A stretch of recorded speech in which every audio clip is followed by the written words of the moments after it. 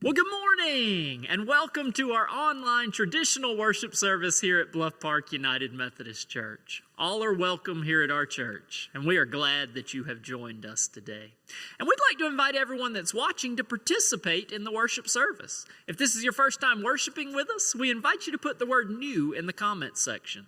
We'd love to welcome you to our church and to provide you with some helpful information about our church. If you have a prayer request that you'd like to share with your church family, we invite you to put that in the comments section. We would love to pray for you this morning.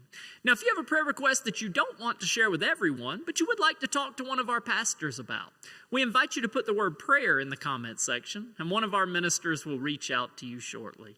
And as we always do, if you have had a birthday or anniversary in the last week or the week to come, we invite you to put that in the comments section. We'd love to pray for you this morning. Again, we are so excited that each and every one of you have joined us for worship today. We are glad that you are here. And now, as we begin our worship service, let us center our hearts and minds before God as the ensemble leads us into worship.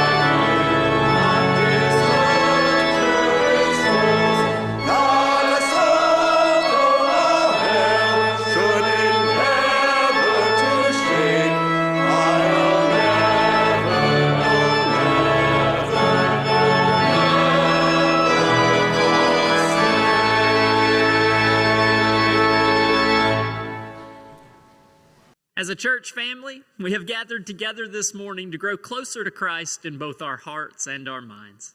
As we begin our worship service now, let us all join together in the historic words of the Apostles' Creed as we profess our faith together. I believe in God the Father Almighty, maker of heaven and earth, and in Jesus Christ, his only Son, our Lord, who was conceived by the Holy Spirit, born of the Virgin Mary, suffered under Pontius Pilate, was crucified, dead, and buried. The third day he arose from the dead. He ascended into heaven and sitteth at the right hand of God the Father Almighty. From thence he shall come to judge the quick and the dead. I believe in the Holy Spirit, the Holy Catholic Church, the communion of saints, the forgiveness of sins, the resurrection of the body, and the life everlasting.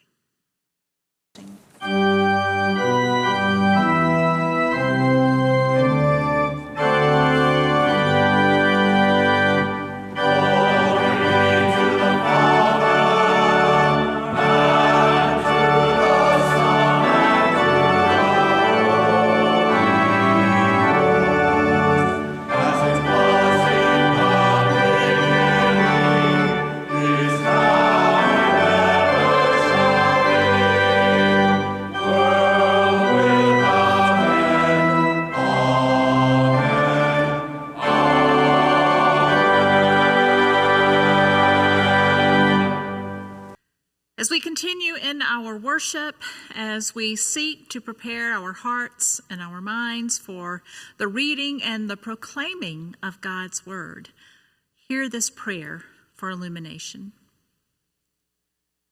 Spirit of the living God, write your word on the tablets of our hearts, that we may be your letter to the world, showing forth the good news of Jesus Christ. Amen. Well, friends, our scripture reading for today comes from the book of Romans, chapter 12, verses 1 through 2. I invite you to hear these words from Paul to the church in Rome. I appeal to you, therefore, brothers and sisters, by the mercies of God, to present your bodies as a living sacrifice, holy and acceptable to God, which is your spiritual worship. Do not be conformed to this world, but be transformed by the renewing of your minds, so that you may discern what is the will of God, what is good and acceptable and perfect. This is the word of God for us, the people of God. Thanks be to God. Well, friends, this is the final Sunday in our sermon series about our well-being as disciples. We've been using the acronym DRIVE, D-R-I-V-E, to help us go through the process of understanding what completes a healthy faith and life as followers of Jesus Christ. This acronym was given to us by a Methodist pastor, Mike Slaughter, and I was able to sit in a lesson with him as he talked through some of these things. And I will say that our final sermon today that goes under the letter E is one that he took very seriously and tried to convey to the pastors in the room that we all should take seriously as well. Now, let me do a quick review before we get to the letter E. We start with the letter D in DRIVE, and that is devotion to God. Remember that a life of well-being in terms of our relationship with God begins with a relationship with God to make sure that that is healthy.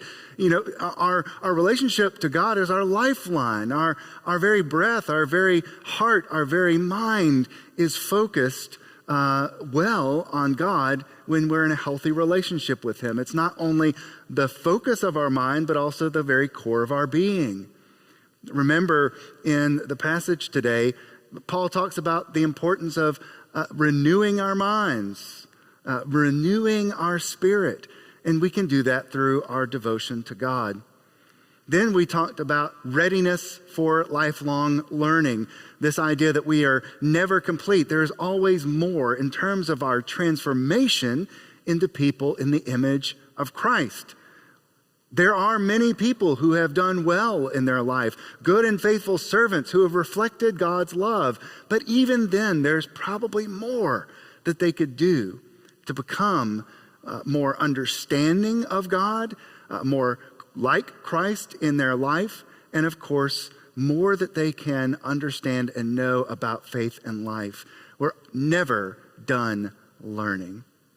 Then we talked about investing in relationships, especially those relationships that will give us more joy and contentment in life, those people in our homes, in our communities, in our offices, wherever we spend a lot of time. We need to invest in those relationships and have real relationship, real, vulnerable, committed, faithful conversations with some of those friends.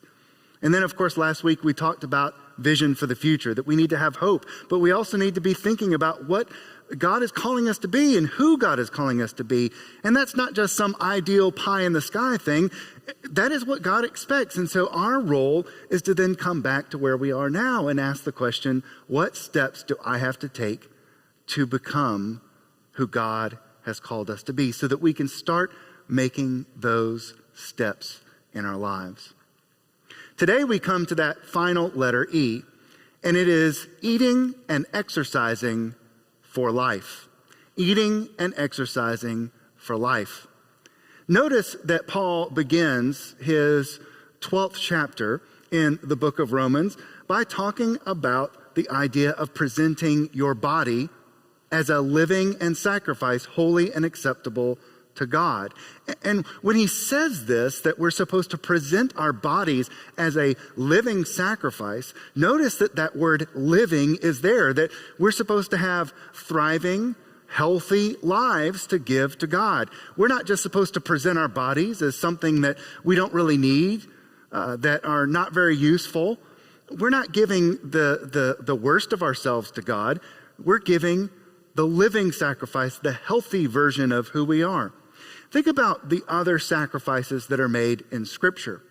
Often, it is important for the people giving the offering to understand that they're supposed to give the best, the first.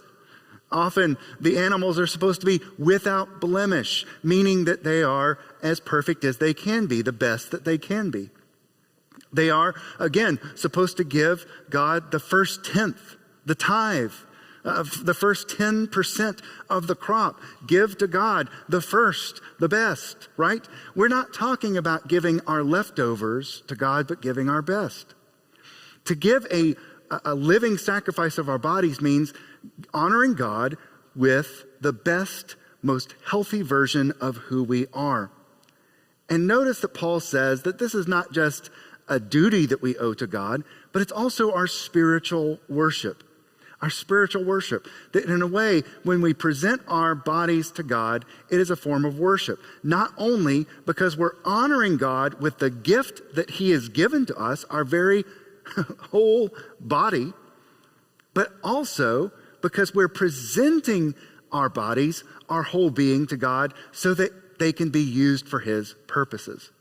There are several things that I think we need to understand when talking about what it means to eat and exercise for life. First of all, we're not talking about some sort of diet fad. We're not talking about giving up gluten unless that's something that you need to do for your own personal health. We're not even talking about making sure that you enter into some sort of bodybuilding program. This is not about showing off our bodies. This is not about making sure that we're the strongest that we can be. It is talking about having a healthy and holistic life. There's a difference between becoming healthy and thriving and then going sort of to the extremes. And again, there's nothing wrong with being physically fit and strong. These things are good. It's just that that's not what Paul is talking about in his own writings. This is about honoring the gift that God has placed in our hands, our bodies. I think it's important for us to think through a little bit about the mindset that Paul writes these words. Number one is the importance of understanding that we are embodied souls. We are embodied persons. You will sometimes hear a heresy called Gnosticism that believed that our bodies were bad and evil, that they were, just basically pulling us away from God, whereas our spirits, our souls were wanting to go to God. They were wanting to go with God, but our bodies were kind of holding us back. And this heresy, this false belief of Gnosticism was basically saying that the goal of the religious life, the spiritual life, was to get rid of our bodies and go to be with God. Notice that Paul and Jesus and all the other books in the New Testament don't seem to really talk about that. Now, Paul does say that his flesh is weak and it causes him to sin. And we all know this, that sometimes we have temptations. We even have bodily, physical responses to some of the things that we yearn for or want. That's different from our bodies being evil. Notice that when we talk about in the creed, the Apostles' Creed, the resurrection of our bodies, that is an understanding that even though we may go to heaven at the time of our passing, there is a time in the future where God will resurrect us in a body, a living body. Romans chapter 15 talks about this, if you're interested in looking at that from a different and deeper perspective. We actually will have new bodies. Revelation talks about a new heaven and a new earth, and the way we're interacting with this new heaven and a new earth is through this resurrected body. We don't know what it's going to look like. We only know that we'll look like the resurrected Jesus in some ways. Not exactly, but in some ways. So it's important for us to understand that God does not see the human body as sort of a vehicle for a spirit that can be thrown away and forgotten. No, our bodies are important. In fact, the Hebrew understanding of a person contains the spirit, the soul, and the body, that the two are yoked together, that they are connected. And that leads us to one perspective of what it means to eat and exercise for life. Because our spirits and our bodies are connected, we can be more spiritually healthy if we take care of the bodies that God has given to us. If we take care of those bodies and we don't put things into our system that distract us from God or even make us sluggish, then we can have more time, more energy for loving God and serving our neighbors. In fact, think about it. The healthier that we are, the more useful we are to God. The healthier that we are, the more physically fit that we are, the more that we can engage and help and assist those in need. Now, not all of us are able to do everything, and that's important to understand. Your version of healthy may be different from another person's version of healthy. You may not be able to do some of the things that others can, but there is a form of health for you that you can achieve that will allow you the ability to give and to serve in some way. It's important for us to take care of the bodies that we have been given. Our body and its health can be directly related to the health of our spirits. Consider this. Sometimes we do things that are not good and healthy for our bodies, and we end up getting sick or lethargic, and we miss worship. We don't feel well enough to go. I'm not talking about, when we're sick, or maybe we've had surgery, or maybe we are just not physically able to make it up the stairs or to walk great distances. That is one reason why we're going to be continually investing in making sure that we have a way to live stream or record worship like this, because we understand that sometimes members of our church family cannot always be in the building. But if we are physically capable of doing so, but then we make choices that prevent us from coming to God's house, that can be an issue, and it can have real consequences on our spiritual health. Eating and exercising for life, taking care of our bodies, ensures that we will most of the time be healthy enough to come and worship with other Christians. Another image that is used within Scripture to talk about health and our bodies includes this understanding of Paul that our bodies are a temple. Our bodies are a temple. Now, when we think about this often, if we're in the Bible Belt especially, we often think about this understanding that our bodies are a temple. They should not be mired with anything sinful or bad. And often you hear this in relation to tattoos, that we shouldn't put tattoos on our bodies because they are temples of God.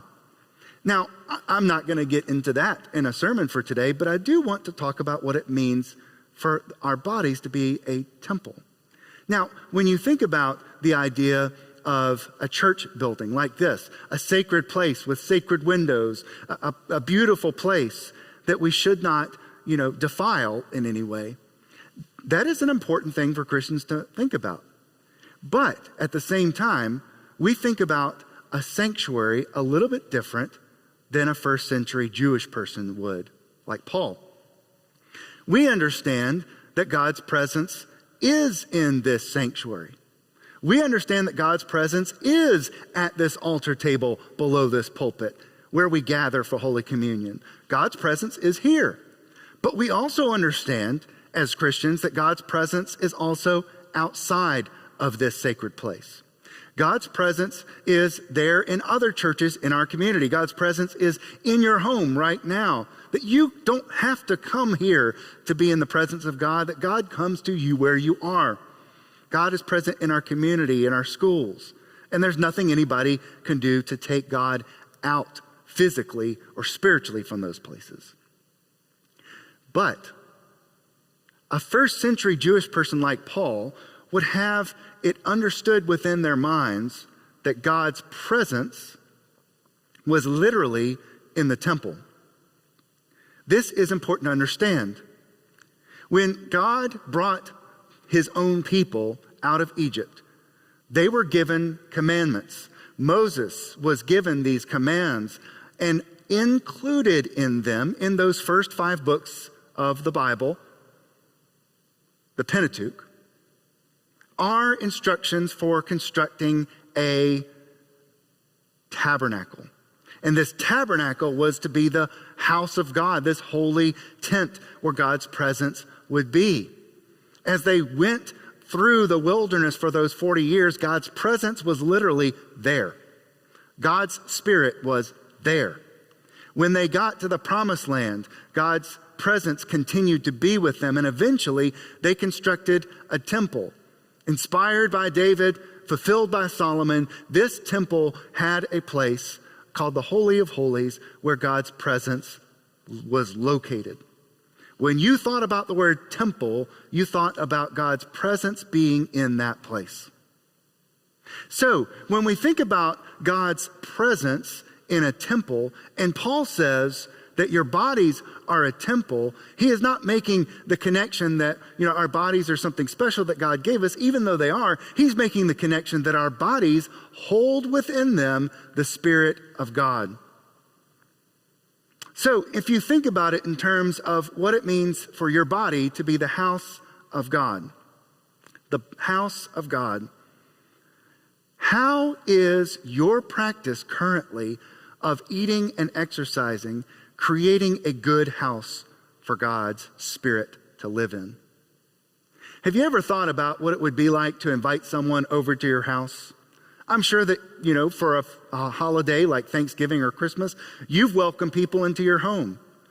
Do you just leave things lying around? Do you not vacuum? Do you not make the bed? Do you give them sort of the used sheets? No. You prepare. You clean the house. Some people watching this today will be, if they're honest, will be telling us that they even clean up for the person who cleans their house. We clean up. We make things presentable. If we want somebody to come into our home, we want to make sure that they feel welcomed. They come into a, mostly clean and tidy place. We want to honor them. We want to show them that we thought well enough of them that we made room for them. If our bodies are a temple of the Holy Spirit, and when we become baptized Christians, when we follow in the footsteps of Christ, and we don't take care of God's house, we don't make a good space for him. And I'm not saying that God can't overcome our issues. You and I will both probably attest that we have, in spite of not always taking care of the bodies that God has given to us, God has come to us even as we are, hasn't he? But by taking care of our bodies, by eating and exercising for life, we do find that we can, of course, have a better, more tidy home for God to be present in our lives. This is our spiritual worship, to eat and exercise for life so that we present a healthy body, a living, breathing, healthy body to God. This is our spiritual worship. So what are some of the things that we can do? One of the first things that we can acknowledge is that sometimes, like Paul says, our flesh is weak, our bodies are weak, and we have cravings and we have temptations. We need to be careful how often we give in to these temptations, especially if they are bad for us. Allowing ourselves less temptation and more time for the good things is, of course, one of the first steps that we can take. Saying no to the things that are bad for us. One of the other things that we can do in terms of taking care of the bodies that God has given to us and present our lives as a holy and living sacrifice is to rest. This has been a hot topic, especially in the last decade, that people have been saying over and over again that human beings are not getting enough sleep.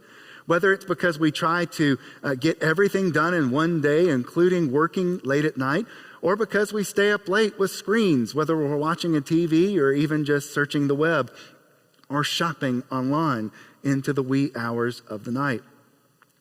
One of the 10 commandments is to rest on the Sabbath. Having some sort of Sabbath or rest is good for our bodies. If we do not, take care and rest with the body that we've been given, we can become very quickly running on empty, or maybe even running off of something like coffee or Red Bull if we're not careful. We need to make sure that we rest the body that He has given to us. Third, we need to take care of that body, and that includes eating and exercising for life. It's related to this understanding that our body is a gift, and we need to be good stewards of our body. We need to take care of our body because it's been entrusted to us. Remember, the idea of a steward is taking care of something that is not their own. If our bodies are a gift from God, they are our bodies, but they're also a gift from Him. We're to steward them and take care of them. To be in a healthy state is to be a good steward of the body that is given to us. Now, I want to tell you today, do as I say, not always as I do, which means I'm not always the poster child for taking care of our bodies. I'm trying to do better, especially now thinking about this for the month of January and February.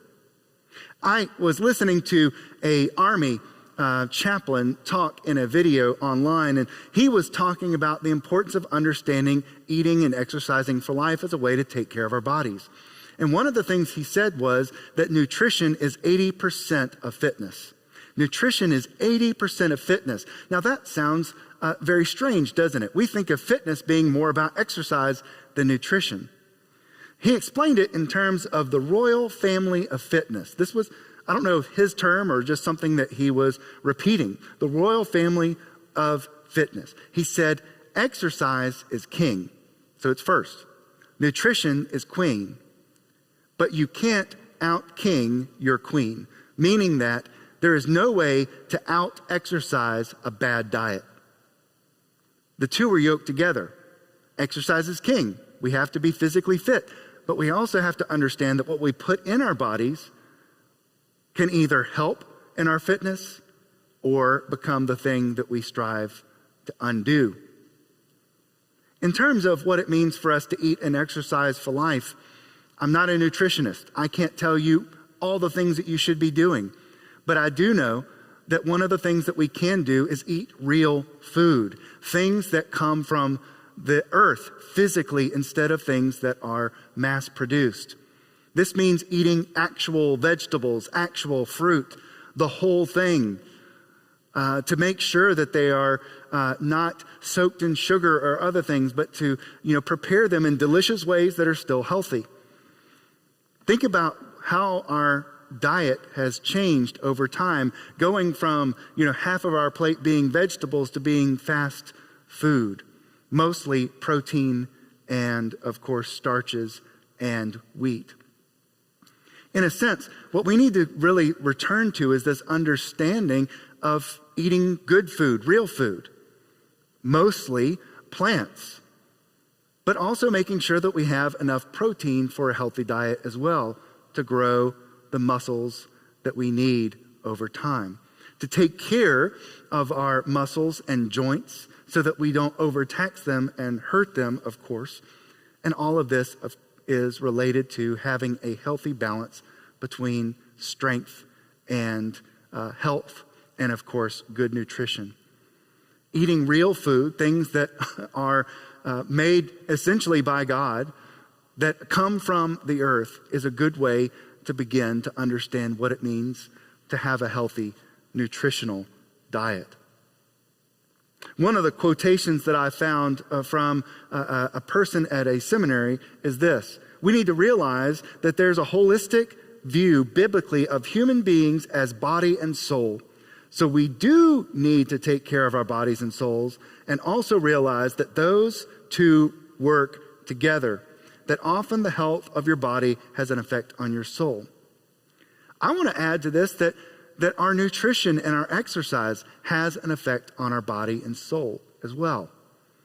This is important because we sometimes don't think about fitness relating to spiritual health. However, I do think it's important for us to understand that with good eating and with good exercise, we will be, and maybe even with good Sabbath and rest, we'll be more alert, more present, not only in our work, in our homes, but also in our relationship with God. Think about this. If we have a poor diet, we don't have enough exercise, if we're not sleeping, it's so very difficult to have a devotional time, isn't it?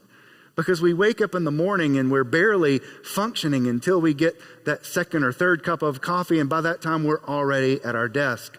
Or at night, we're so focused on, shopping online or watching something that we go to bed without even thanking God for our day. By having a healthy, nutritious diet, having some exercise, we can hopefully create a thriving time during the day where we can be alert and mindful and also get things done more quickly so that we have some time for God. We need to take care of our bodies because they are God's gift to us. They are the temples. God's presence is with us. We need to understand that, of course, we have got this one life and this one body to use and to appreciate and to give to God in spiritual worship. Finally, one of the things that we can do is to remove the junk from the temple. Remove the junk from the temple. There are things within our diet and within our bodies that don't belong there, and we know it. Now, there's always room for cheat days and things like that. But if we have things in our life, maybe it's not just the things that we're tempted by, but things in our life, things in our day, things in our week, things within our own bodies that shouldn't be there, that don't belong there, it's time for us to consider removing them. There are moments recorded in the Bible where God's temple, or even the places where God was supposed to be worshiped, were sort of defiled by these foreign idols or these false idols, these golden calves, right? And we don't just let those things stay. When God's people returned to worship God and God alone, those things got kicked out of the temple. So for us, we may need to think about what it means to get rid of those excess things that we don't really need, that actually are working against us in our lives, in our health, and in our worship. So friends, today, as we finish this sermon series, think about that word or that letter E, eating and exercising for life. What are some things that you can do to start making sure that you are having a more healthy diet? One of the things that I have even done recently is to stop thinking about how many calories I should eat, but instead thinking about what are the foods that I need to eat. As a middle-aged male, what are healthy foods that I need to be putting into my body so that I am actually taking in most of the things that I need, the nutrients, the minerals, the vitamins, through food instead of through a pill. That's been a game changer for me in terms of how I eat, and make sure that most of these things, again, are they're real food. They're not things that I get from a fast food place or even in something that I can cook in 5 minutes. These are often things, even if they're frozen, that are whole, real, good foods that I can ingest into my body, and it becomes energy and fuel for life. The more that we take care of our bodies, eating and exercising for life, we will take care and honor this gift from God as stewards of our bodies. But remember, it's not just about taking care of what God gave us. It's also making sure that we present healthy, living bodies, living sacrifices, so that God can take who we are, body and soul, and use us to help, to bless, to love, to reach. Friends, I don't know what it looks like for you, but maybe during this month of February, this can be a launching point for you to have a more healthy month, to take care of the body that has been given to you so that you can use it to bless God and to bless others. Amen. Well, friends, today we take a moment to sit in silence, to think and to pray and to accept God's presence into our own lives. During a time of silent prayer today, I want to suggest that you think about not only what steps you can take to have a more healthy lifestyle as a disciple of Jesus, but also who are the people in your life that can be advocates for you, accountability partners that you can share this with and share your plans with. Also, I'm going to invite you to, during this time, think about those who are not as healthy in your life. And it's not about getting them more healthy, but it's just acknowledging that they need our prayers as well. To pray for those who are sick or hurting, who are in the midst of recovering in some way. Our prayers need to be with them, that God, the ultimate healer, will be part of bringing them back into physical and spiritual health. And so during this time of silent prayer, I invite you to think about those things as we go to God in this sacred moment. Let us pray.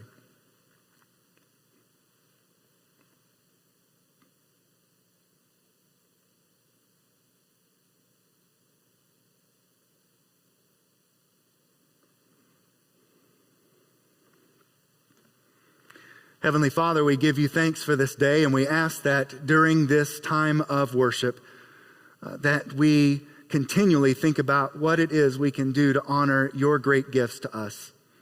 That we can respond to your gift of Jesus, to your gift of life for each and every one of us, and your gift of grace poured out over and over again into our lives. That we can respond to these things with our worship, that we praise your name and that we sing of your great and wonderful deeds. That we give you our heart and that we become devoted to you. That we read your word and pray to you, and we do all we can to grow each and every day in our understanding of you. And that, oh God, we also give to you, that we share what we have for the blessing of your name and blessing in the lives of others, to bring them the help that they need. And that finally we offer ourselves, God, as living sacrifices. We, oh God, give ourselves, our bodies, our spirits, our souls, the whole of our being to you, so that you can transform us, renew our minds, renew our bodies. Help us to become agents of your grace as we work and toil for the sake of your kingdom. Accept our offerings and our praises and our worship, O God, and help us to continue to grow in them and grow with you. Today, O God, we lift up all of those in our congregation and our church family, and of course in our community and world, who need help and hope. We want to lift up the people in northern Birmingham and the Fultondale and Centerpoint areas and beyond as they continue to deal with the effects of the tornado. We want to continue to lift up those in this time who are battling COVID-19 or worried about it and seeing the effects on their loved ones of the illness. Finally, oh God, we ask that you would be with each and every one on our prayer list and on the minds and hearts and lists of the people here in our service. Be with them and help them and bless them with your presence, that you might bring them exactly what they need and where they need to go. We pray these things in the strong name of Jesus Christ, who when his disciples asked how they ought to pray, he taught them to pray, Our Father, who art in heaven, hallowed be thy name. Thy kingdom come, thy will be done on earth as it is in heaven. Give us this day our daily bread, and forgive us our trespasses, as we forgive those who trespass against us. And lead us not into temptation, but deliver us from evil. For thine is the kingdom, and the power, and the glory forever. Amen. Friends, on this Sunday morning, or whenever it is that you're watching this live stream, I hope you will take a moment to consider not only offering up your bodies and your souls to God as spiritual worship, but to also offer up what you have, what you've been blessed with for the sake of other people. If you are able to today, I want to invite you to go ahead and either write a check so that you can bring it into the church or even mail it in. Make sure it's listed as being for Bluff Park United Methodist Church. You can find our contact information on our website. You can also find on our website ways to give through Realm. This can be through a debit card or credit card through this giving option. You can even do that right now during our service. I also want to remind you that we are at this time taking up special mission offering initiatives for the people in Fultondale. We are connected with Fultondale United Methodist Church through our former pastor, Peter Von Herman, and also through our shared baptism as Christians. We're church families separated by only a few miles. And during this time, we're doing a lot to help them, including taking up shelf-stable food items. We're not really taking cleaning items or even household items yet, just really shelf-stable food items. You can find more information on the website that I'll give you in a moment, but there's also ways to give to the Bluff Park United Methodist Church Pastor's Discretionary Fund or directly to Fultondale United Methodist Church and their tornado relief financial giving options at the website that I'm going to share with you.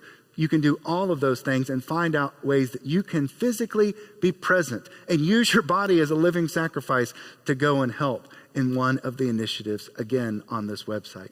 So if you're interested in knowing more about how you can be involved in missions right now, go to bluffparkumc.org/serve.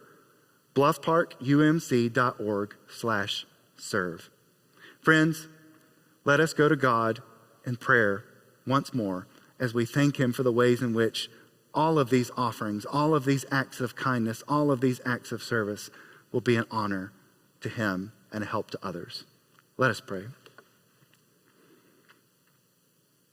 God of power and love, we give you again thanks for today, and we want to respond today in these gifts, in these acts of service, in this heartfelt way to your goodness and your grace that you continually pour out for us. Help us to respond with joy, to give sacrificially, and to serve sacrificially for the people in need and for those who are looking for help and for hope.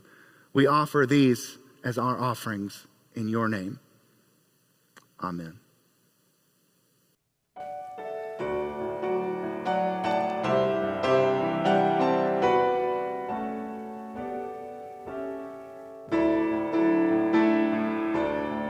Come thou fount of every blessing, tune my heart to sing thy grace. Streams of mercy never ceasing, call for songs of loudest praise. Teach me some melodious sonnet, sung by flaming tongues above. Praise his name, I'm fixed upon it, name of God's redeeming love. Here I raise my Ebenezer, hither by thy help I come, and I hope by thy good pleasure safely to arrive at home.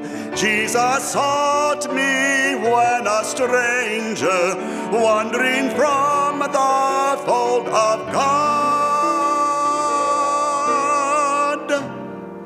He to rescue me from danger bought me with his precious blood.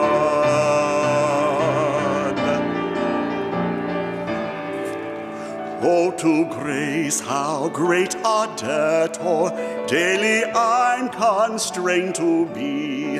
Let thy goodness like a fetter bind my wandering heart to thee.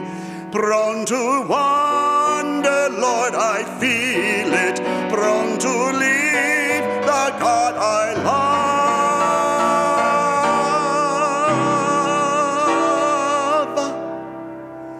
Here's my heart, oh, take and seal it for thy courts above, seal it for thy courts